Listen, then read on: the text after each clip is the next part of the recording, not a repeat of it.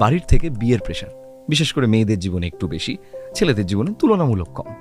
এবং তারপর একজন ভুল মানুষের সঙ্গে বিয়ে হয়ে যাওয়া, প্রচণ্ড অ্যাডজাস্ট করে কম্প্রোমাইজ করে গোটা জীবনটাকে কাটানো।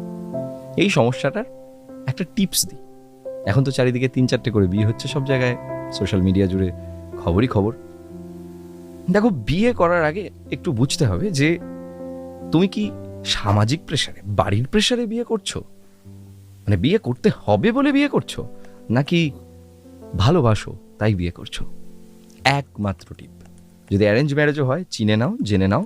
লাভ ম্যারেজ হলে কোনো কথাই নেই, দেখে নাও যে এই মানুষটার সাথে অ্যাডজাস্ট কি একটু কম করতে হবে, কারণ অ্যাডজাস্ট সবার সাথেই করতে হবে। বিয়ে মানেই অ্যাডজাস্টমেন্ট, কম্প্রোমাইজের জায়গা থাকে। যার সাথে অ্যাডজাস্টমেন্ট সব থেকে কম হবে তার সাথে এগিয়ে চলো, সেটা বেটার।